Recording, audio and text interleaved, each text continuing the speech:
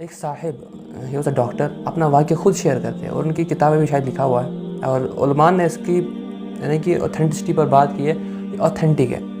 یعنی کہ وہ صاحب کہتے ہیں کہ میں آئی واز بگ ڈاکٹر ہیں, وہ مطلب کہ ایک ڈاکٹر ہیں اور وہ نا ایک ہائی اتھارٹی لیول کے ڈاکٹر ہیں. تو وہ کیا کرتے ہیں, وہ سیمینارز میں جاتے اور اپنے اسپیچ دیتے ہیں, موٹیویشنل ٹاکس بھی دیتے.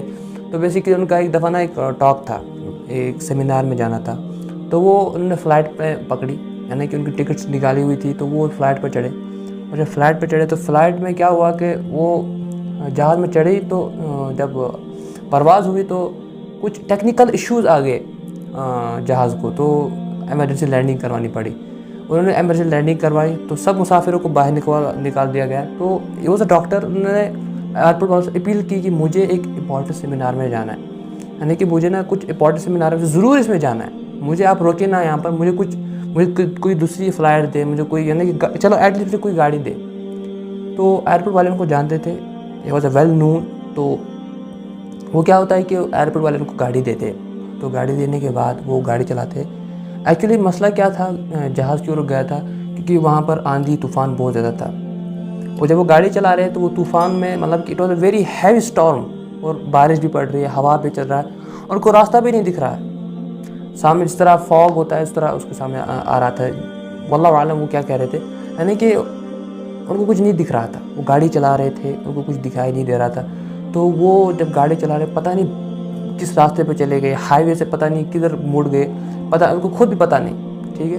اور پھر وہ جب ان کو بھوک لگتی ہے, تقریباً 2-3 گھنٹے ڈرائیو کرنے کے بعد وہ تھک جاتے ہیں. جب ان کو کوئی نظر نہیں آتا تو ان کو ایک گھر نظر آتا ہے راستے میں, شاید ہائی وے پر بھی ہو سکتا ہے یا ہائی وے پر بھی نہیں ہو سکتا, یہ ان کو نہیں پتہ, کیونکہ اٹ واز آل اباؤٹ, وہ وہاں پر دعا ہی دعا تھا, ٹھیک ہے.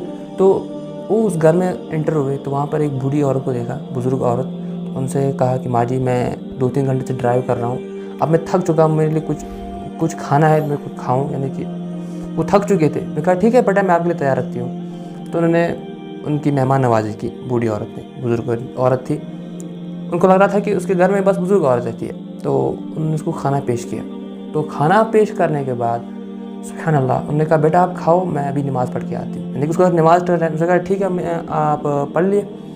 تو وہ نماز جب پڑھ رہی تھی اور دعا جب مانگ رہی تھی, وہ بزرگ عورت بہت رو کے مانگ رہی تھی, بہت رو کے مانگ رہی تھی, اور اس طرح مانگ رہی تھی کہ باہر سے آواز نکلتی تھی. تو وہ صاحب کہہ رہے تھے آئی واز شاکڈ, یہ کیا ہو رہا ہے یہاں پر, اور اوپر سے کھانسنے کی بھی آواز آ رہی تھی.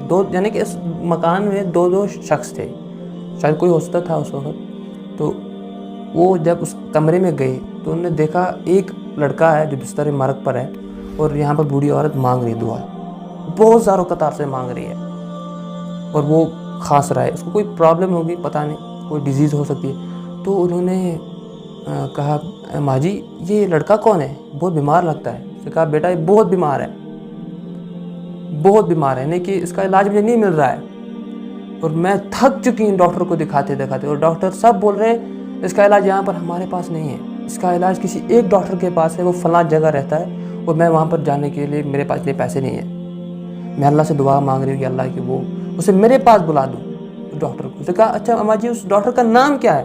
اس نے کہا ڈاکٹر کا نام فلاں ہے, اور وہ ڈاکٹر وہی تھا اس کے سامنے کھڑا تھا.